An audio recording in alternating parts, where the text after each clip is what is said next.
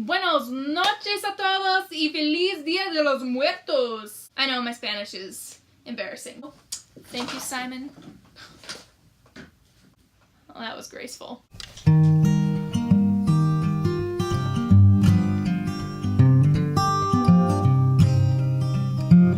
Today, as I'm filming this, right now, it is Halloween night. I have just gotten home from work. I have had my Dia de los Muertos makeup on since 5:30 this morning, and I have to say, I'm impressed with how well it's held up.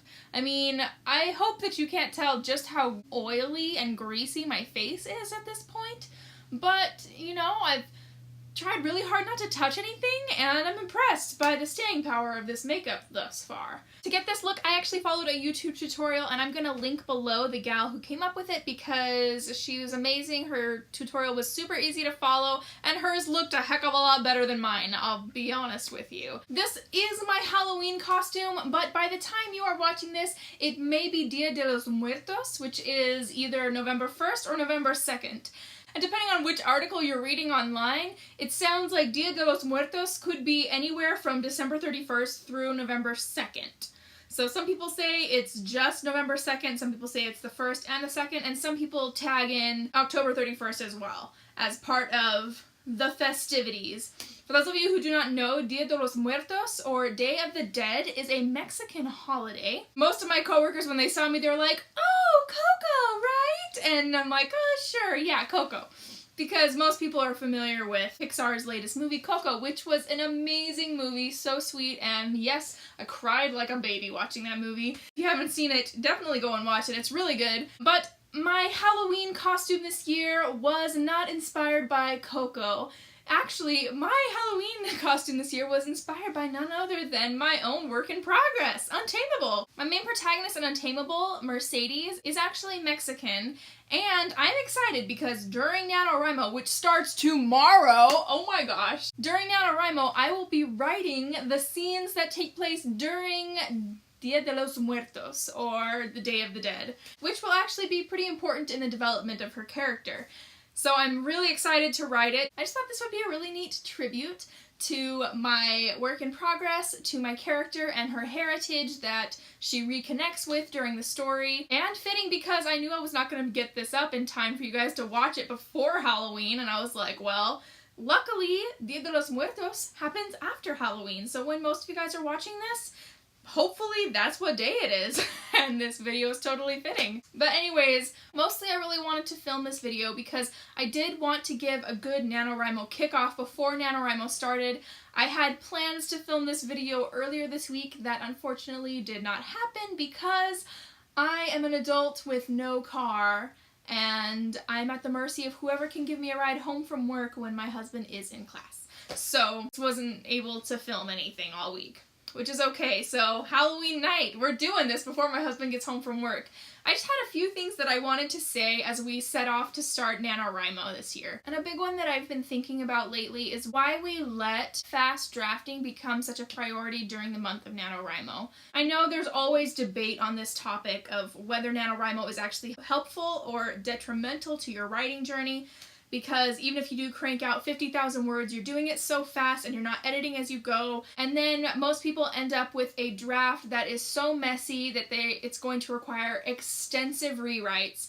And for some people, they would just rather not bother, and they would rather just take their time and write it slowly. So what I have to say on this subject is, as you head into NaNoWriMo this year, do not be afraid of mess. Don't be afraid of a messy draft, because amazing, amazing things happen when you allow your creativity to take the reins. When you can let go of all the control that you want to have in your story and just let creativity take over.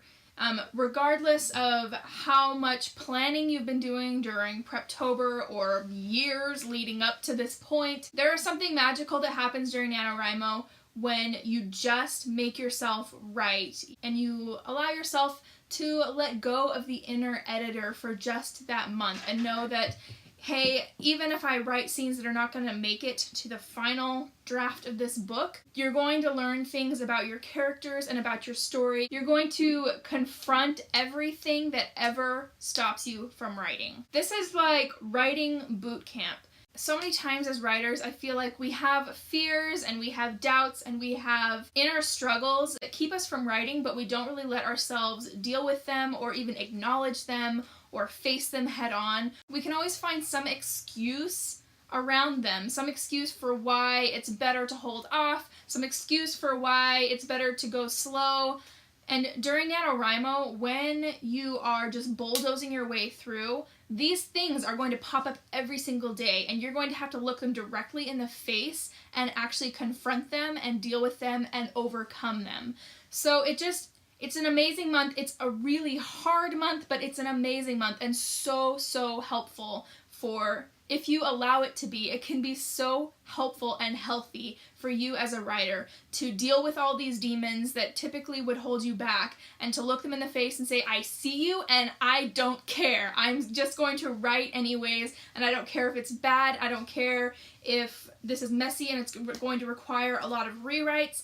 That's not the point of NaNoWriMo, in my opinion. The point of NaNoWriMo is to break down the barriers that hold you back all other times of the year, so that when NaNoWriMo is passed, you end up with this feeling of a conqueror, just knowing that, wow, I can do this because I did NaNoWriMo and I have faced these demons. I know I have the ability to write through hard things and to not let things stop me, not let things hold me back. And one thing I really liked on Christy Schuler's channel, she said, and this is so true, that you have two sides of your brain, and one side of your brain is the creative side, the other side is the editing side, and both are incredibly necessary to writing a good book and putting out a good product. But they cannot work at the same time.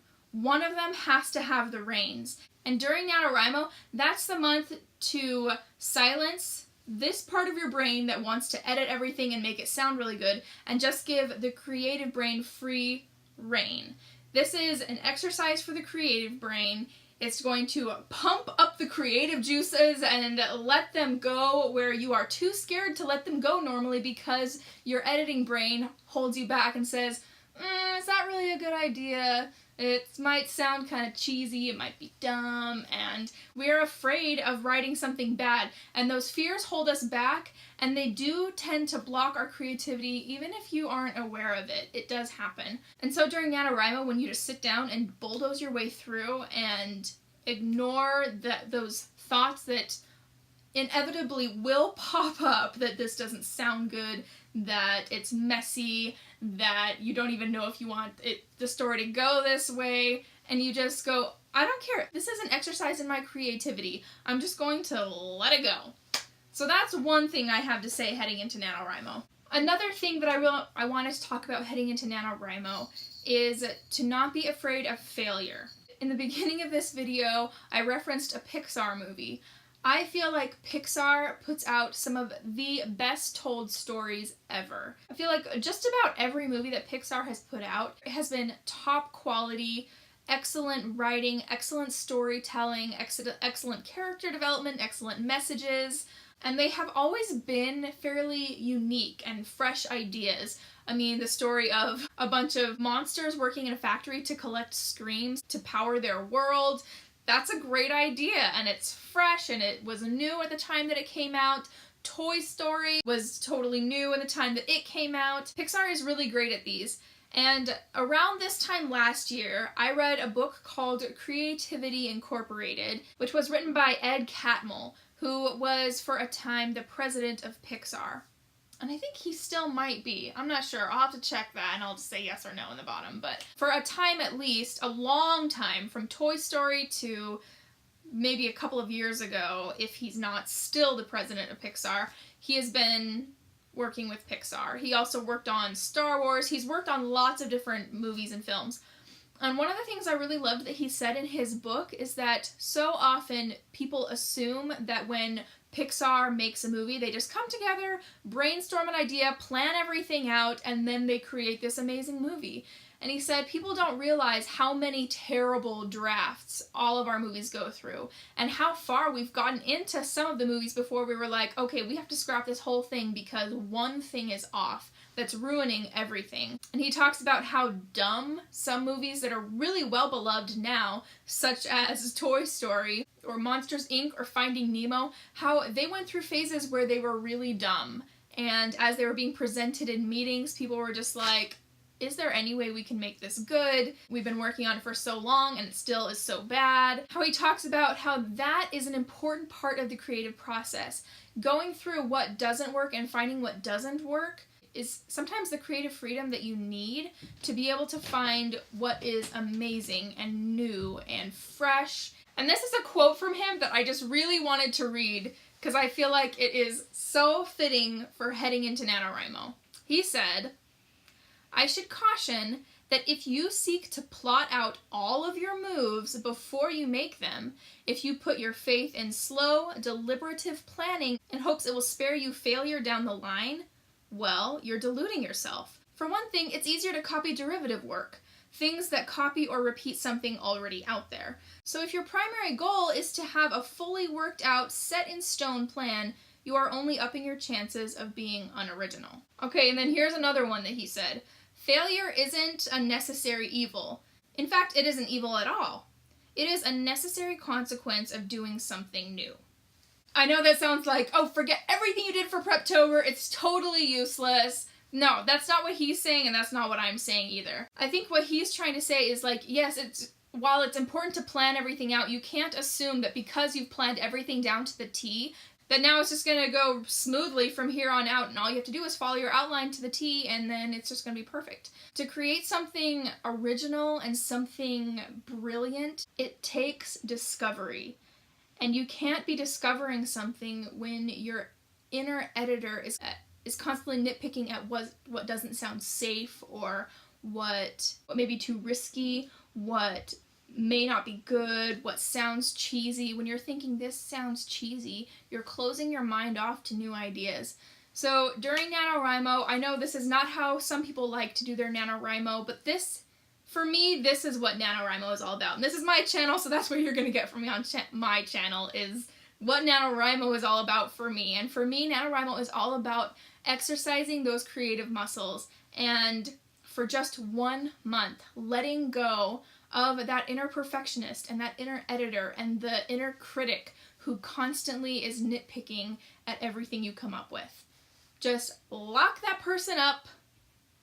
Don't throw away the key, because you're going to need that person to come back out later to polish everything up, but make it good. Our inner editors are necessary. Fear is necessary. Fear, like he said, fear is not bad. We need fear. Fear protects us. Fear lets us know where improvements need to be made. And that's good, but it's good in its own time and in its own place, and NaNoWriMo is not the time or the place for fear or for inner editing or any kind of editing. NaNoWriMo is the place to be silly and creative and funny and not care about how bad things sound, and to just completely spill it out of your creative brain. Just let it all out, and then when you go back and edit, you'll be able to find things that you wrote that you'll be like, wow, I wrote that during NaNoWriMo? I mean, yeah, there's a lot of garbage to sift through as well, just like this was cheesy, this was totally unnecessary, not keeping that and cutting that out of the book. But among all of that, you're going to find these gems that you might not have found otherwise if your inner editor had been on. So that's my little piece that I have to say going into NaNoWriMo this month. I just wanted to give a good little kickoff for NaNoWriMo video, and that being said, I am gonna go wash this mess off my face, and yeah, that's all I have to say to you guys. Happy Halloween, everybody! It will be over by the time you watch this, so I hope you had a lot of fun. Hope you didn't eat too much candy. Y Feliz Dia de los Muertos, if you celebrate that. Oh, and if you do, please let me know below, because I got questions for you. But yeah, thank you guys so much for watching, and good luck with NaNoWriMo. Let's go! Woohoo! Here we go, everybody. Bye! Would you come and take a walk with me? We'll cross over the mountains, and we'll reach the pale blue sea. I love you, I'm so glad you love me too. And I wrote this song for you. Every word I say is true.